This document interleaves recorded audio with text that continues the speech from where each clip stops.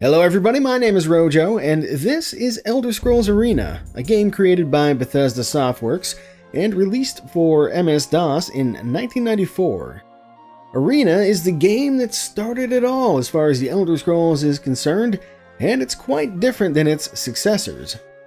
It's still an open-world first-person RPG, but it's much simpler and much larger than the more recent Elder Scrolls games.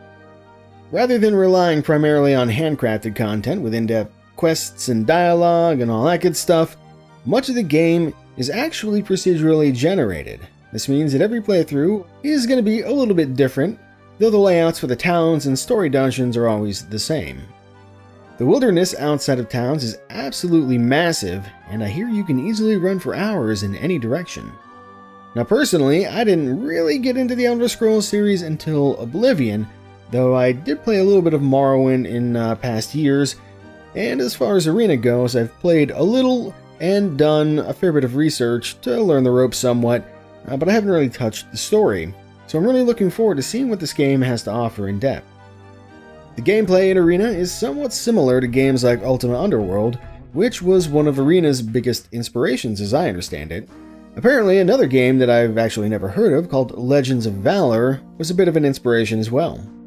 Something I'll have to look into in the future. At any rate, in Arena, you can move, climb, and jump around a 3D world as well as hack and slash enemies to death by dragging the mouse to do different types of attacks. If you're playing certain classes, you can also cast spells via a simple menu and even create new ones of your own with the spell creator.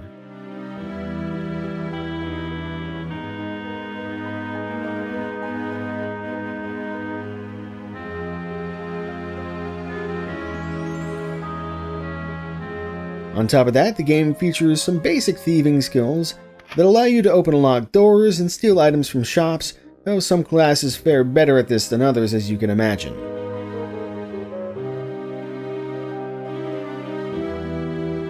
If you want to get your items by more legitimate means, you can even barter with shop owners when buying or selling.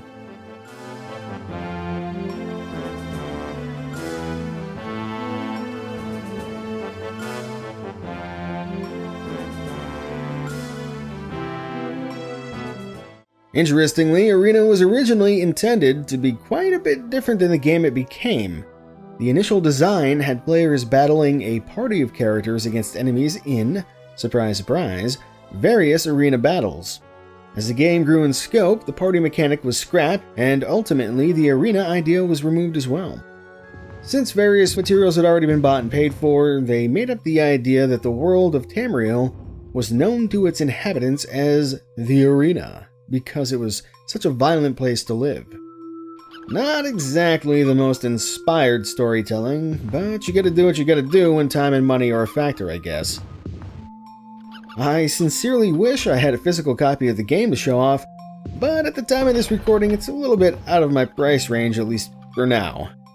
The box art is, interesting. It seems to subscribe to the timeless fantasy notion that you don't need an actual breastplate when you've got tits of steel, and what I'm assuming is an ebony bikini +5 for max AC.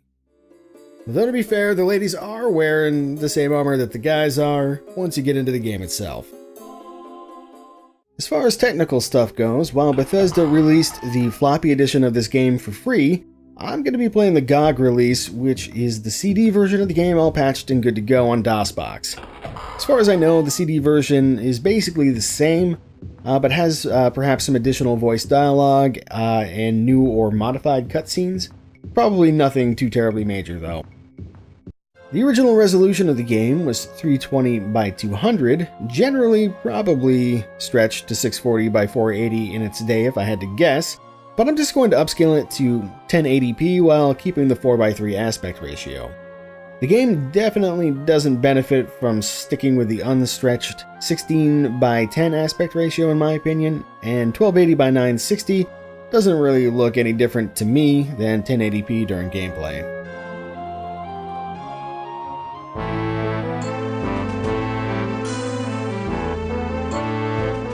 The standard emulated Sound Blaster music does sound pretty good, but a while back I got a Roland CM64. For DOS game purposes, it's basically the same as a CM32L, and overall pretty similar to the more well-known MT32, just has a few extra sounds. However, unfortunately I ran into some audio issues which I could, and still might, make an entire separate video about. I did manage to get those issues mostly ironed out, but a bit before deciding to start up this playthrough, I found a good price on a Yamaha MU50, or maybe Mu50, I'm not really sure how to say it. But suffice to say, it's another MIDI device from the era of DOS gaming. It supports the general MIDI standard, which the MT32 family of devices does not, and it's fairly similar to the Roland SC55 when it comes to game music. This will be the first playthrough that I use this thing on, so I'm pretty excited about that. One final note, I am using a set of modified sound files that removes a really annoying popping sound that was happening on a lot of sound effects.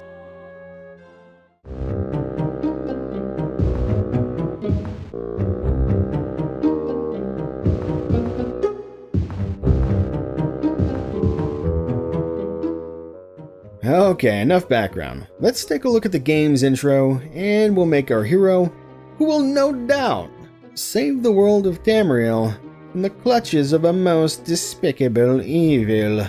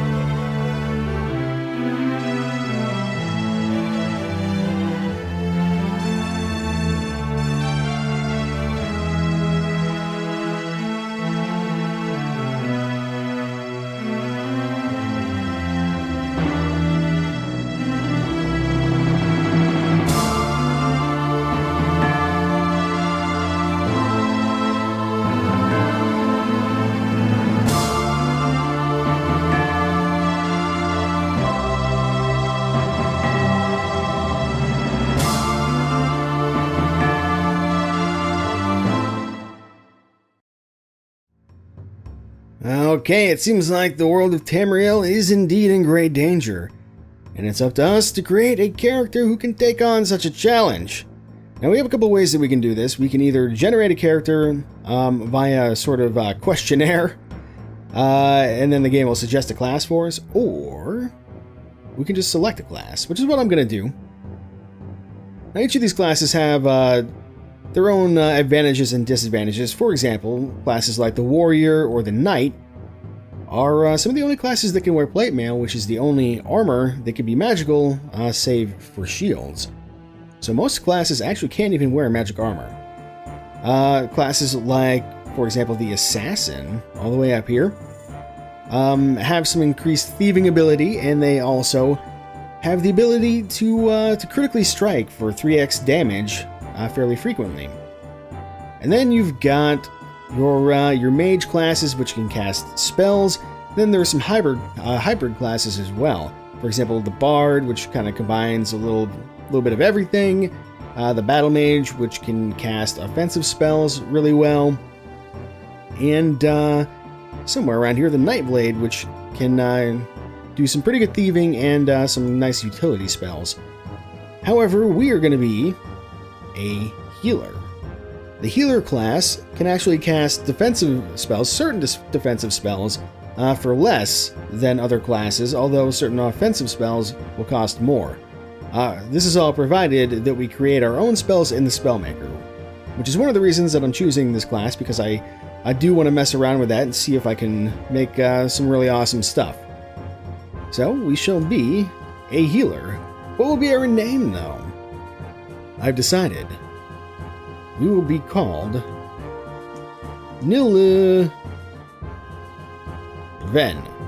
Just like so. My typing keys are a little bit messed up because I went into the DOSBox mapper to mess around with stuff. So I can use ESDF and other more convenient keys to move around. As far as male and female goes, this does matter. Different races and genders within those races have different stat bonuses when you begin the game. But ultimately, I don't think it will really matter too much, so I'm just going to be a guy.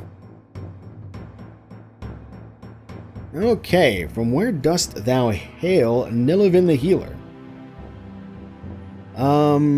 Thouest, dost hailest from... Well, we have a lot of options here. We can be a Breton, a Redguard, a Nord, a Dark Elf, an Argonian, a Khajiit, which is a little bit interesting. These are very human-like Khajiit, which I thought was a little bit odd, but on further research, I guess there are many different kinds of Khajiit. Anywhere from like a house cat to what you are probably familiar with in Skyrim or whatever, or Oblivion or Morrowind. And then there are like the man kind of Khajiit, which are what are featured in this game. Aside from that, we can be a Wood Elf or a High Elf. Conspicuously absent are the Imperials and the Orcs. The Orcs didn't come in as a playable race until, I think, Morrowind, and the Imperials didn't exist as a race until Redguard Adventures, I think. I'm not 100% sure on that, but I believe that's what I've read. So that's interesting, because Redguard Adventures actually takes place well before this game, I think. So that got kind of retconned a little bit. But aside from that, I've decided that I'm going to be a High Elf.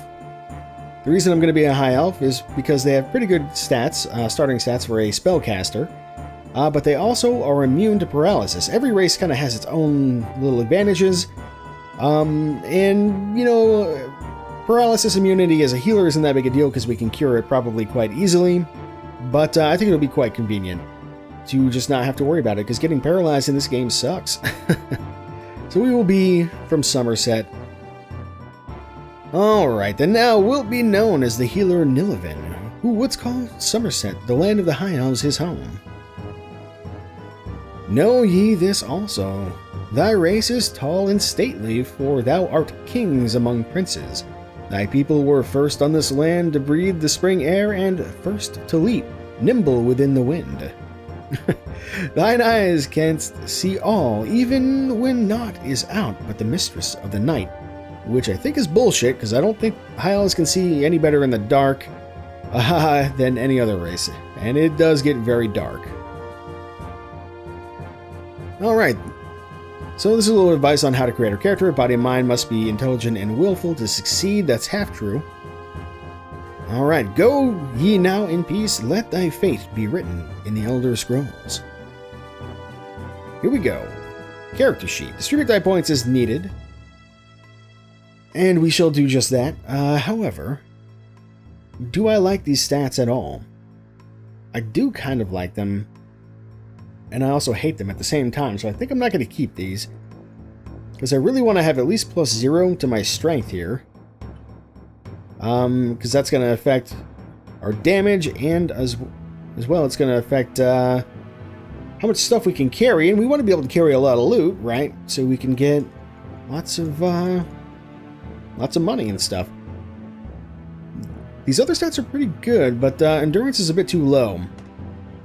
The reason I want a high endurance is because that affects your health bonus per level, and I'll explain a little bit more once we get some stats that I like. Okay, these aren't too bad right here. I only had to re-roll a couple times. I can't remember exactly how it works, but you get like a base stat modified by your racial bonuses, and then like a certain pool of dice that gets rolled for each one of these, and then you get, I think, maybe up to 25 bonus points that you can spend. And we got pretty good HP as well, I think. However, we do need to spend some of these points here. So we have my my +0, and I can't actually like take points away from anywhere to spend them elsewhere.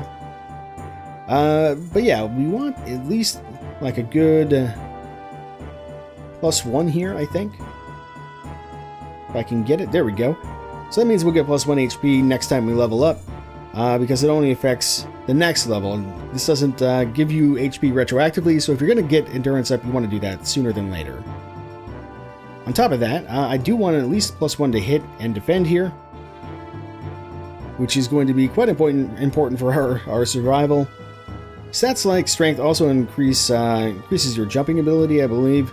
Intelligence increases our spell points, so we get 2 times our intelligence in spell points. Willpower is going to increase our magic defense, which isn't really all that important, honestly. We just happen to have a high stat there as a high elf. Agility and intelligence are going to affect our lockpicking skill, because everybody can try to pick locks, just some classes are better than others. We don't need to worry about that too much, though. We could probably get a spell just to open doors. Speed increases our ranged attack speed with like bows, which we can't even use as a healer, so we don't need to worry about that. And increases our running speed, which I am not too super worried about that either. Let's see, personality increases our negotiation skill when we're bartering with shopkeepers, as does willpower and intelligence, and I think luck. And speaking of luck, it sort of increases everything, I guess, a little bit, from loot to maybe chance to hit or defend or resist spells, all that kind of stuff. So yeah, I think our main focus early on is at least going to be endurance, and to some extent probably agility. And then we'll start worrying about intelligence, because we do want to get this maxed out probably. And certainly we want some strength, so we can carry all of our loot and make lots of money. To that end, I'm going to go ahead, I think, and just put these extra points into endurance. Which does affect our fatigue, as you can see down there as well. Which is probably not something we'll ever have to worry about, but we'll find out, I guess. Let's save these stats.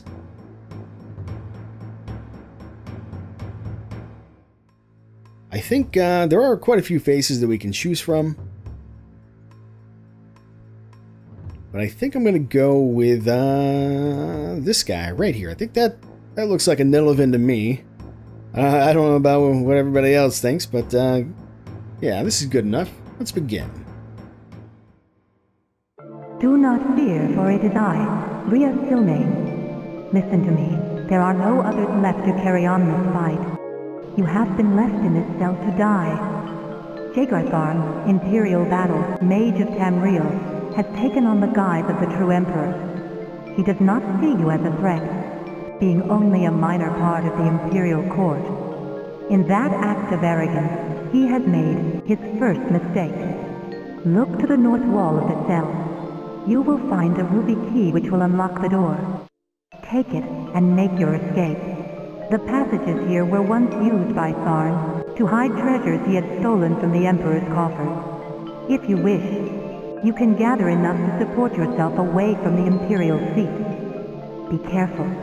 There are many creatures which inhabit the sewers now, vile rats and goblins. It is too late for me, for I am already dead.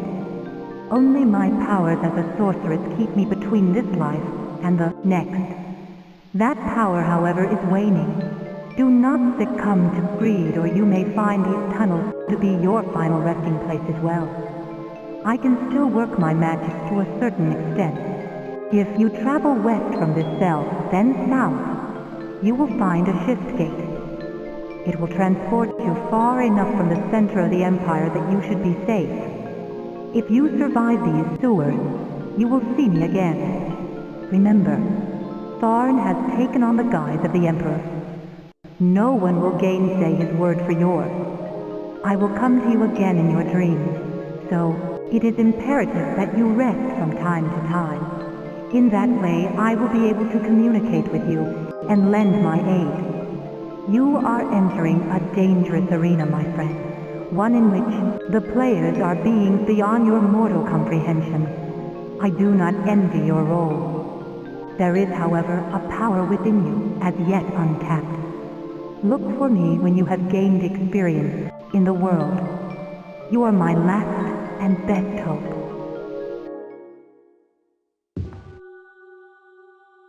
Well, that's interesting. It's not every day that you get a ghost woman in your old dreams there. And, not really a lot of time to read that, but it sounds like this isn't a very nice prison at all. Doesn't look like a very nice prison. But hey, how about that? She wasn't lying. There's a key right here. One that will give me an opportunity for freedom at long last.